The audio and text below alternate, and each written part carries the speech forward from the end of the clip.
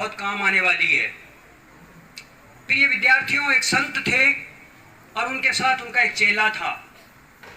एक बार गुजर रहे थे रास्ते से, तो रात होने वाली थी, भूख लगी हुई थी उनको।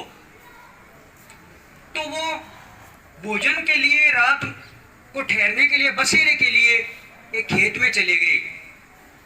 खेत में गए तो उन्होंने देखा बहुत बड़ा खेत है, कुआं है उसके अंदर, लेकिन फसल मुरझाई हुई, जड़ी हुई है। और देखा कि उस खेत के अंदर एक टूटा फूटा झोपड़ा है, एक मकान है। जब उसके अंदर गए तो उन्होंने देखा कि किसान की पत्नी, दो बड़े बड़े जवान बेटे हैं। कहा कि रात हो गई है, हमें यहाँ ठहरना है और हमें भोजन के लिए कुछ चाहिए, खाने के लिए। उन्होंने कहा ठीक है, कोई दिक्कत नहीं, ठहरिए आप यहाँ आराम से। बातों बातों में उन्होंने उनसे बात करी कि भाई आपका खर्चा कैसे चलता है। तो किसान ने बताया उस संत को कि हमारे एक भैंस है, वो भैंस सुबह 4-5 किलो दूध देती है और शाम को भी 4-5 किलो दूध देती है।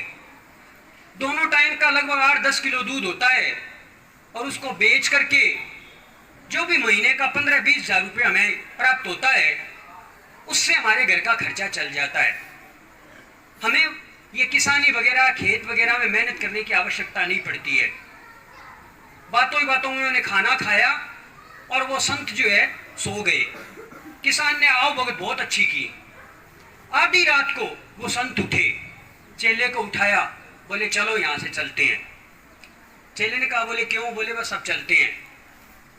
चल रहे थे तो चलते चलते संत ने कहा उस चेले से, बोले जो इनकी भैंस बंधी हुई है इसको खोलो। चेले ने कहा, बोले क्यों? बोले इसको हम अपने साथ ले चलेंगे। बोले गुरुजी क्या कर रहे हो? इन्होंने हमें रात को ठहरने के लिए जगह दी है, खाने के लिए अच्छा भोजन दिया है, इतने अच्छे लोग हैं और इनको ये। बोले नहीं, ये भैंस खोलो, ले चलो। गुरु और शिष्य ने भैंस खोल ली और लेकर के चले गए। बहुत साल बीत गए, 5 साल 10 साल। उसके बाद में एक दिन मौका मिला गुरुजी को, संत को वहां से वापस गुजरने का। उस खेत में गए तो अब की बात पूरे खेत की कायाकल्प हो रही थी। खेत हरी फसल से लहला रहा था और जहां टूटा फूटा झोपड़ा था, घर था, वहां पर एक बहुत बड़ा अच्छा सा मकान खड़ा था। घर के अंदर गए तो 5-10 मजदूर काम कर रहे थे। किसान के पुत्र उनके साथ काम कर रहे थे। अच्छा खासा उनका ठाट बाट हो गया। पूछा, बताया, बोले हम कई साल पहले यहाँ आए थे, आपके पास रात को ठहरे थे, आपने हमें भोजन कराया था। बोले हाँ हाँ, याद आया, आप यहाँ ठहरे थे। तो बोले आपका ये स्थिति? बोले क्या हुआ गुरुजी? उस दिन जिस दिन आप यहाँ रात को ठहरे थे, आप तो सुबह जल्दी उठ के चले गए थे, लेकिन सुबह उठ करके हमने देखा कि कोई चोर जो है वो हमारी भैंस चुरा के ले गया। अब भैंस से हमारा खर्चा चल रहा था अच्छा खासा।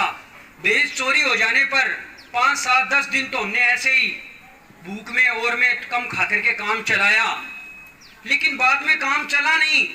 तो उसके बाद में हमें जो है वापिस अपना कुआं, अपने खेत वगैरह को संभालना पड़ा और हमने खेती करना शुरू किया अच्छी तरह से। तो खेती में अच्छी फसल हुई मेहनत करने से, और आज ये जो हमारे ठाट बाट है वो इस मेहनत का परिणाम है। तो प्रिय विद्यार्थियों, वो जो भैंस थी उस किसान के लिए एक कंफर्ट जोन था। सुबह शाम उसे दूध लेते, कोई ज्यादा मेहनत नहीं थी, उनका काम चल रहा था, जिसके कारण वो अपना खर्चा चला रहे थे। और संत जब वहां ठहरे तो उन्होंने देख लिया कि ये भैंस जो है उनकी सबसे बड़ी कमजोरी है। ये जब तक भैंस रहेगी, ये जब तक भैंस के रूप में इनका कंफर्ट जोन इनके पास रहेगा, ये दूसरा कोई प्रयास करेंगे ही नहीं। और यही हुआ। वो जब तक भैंस थी उसने खेती बाड़ी में ध्यान ही नहीं दिया और उनका जो कुछ चल रहा था, जिसकी आपने मारवाड़ी भाषा में कहा, पेट लिवाड़ी, वो चल रही थी और वो आराम से अपना काम चला रहे थे। इस तरह से जीवन में ये जो सैचुरेशन की स्थिति है ये बहुत ही घातक है, हमें प्रोग्रेस करने से रोकती है। इसलिए हमेशा उस कंफर्ट जोन को छोड़िए, अपने आराम तलबी को छोड़िए, मेहनत करिए, किसी विद्वान ने कहा है कि जितने भी महापुरुष बने हैं उन्होंने संघर्ष करके अपने जीवन में वो मुकाम हासिल किया था। कोई भी आज देखिए, अमीर जो भी लोग हुए हैं, टाटा, बिरला, अंबानी या जो भी आज तक जितने भी अमीर लोग हुए हैं, क्या उनके घरानों में कोई महापुरुष हुआ है? नहीं हुआ है। महापुरुष जितने भी हुए हैं वो सब एक साधारण परिवार से हुए हैं, जिनके परिवार में कोई सुविधाएं नहीं थी, बहुत कम सुविधाएं थी।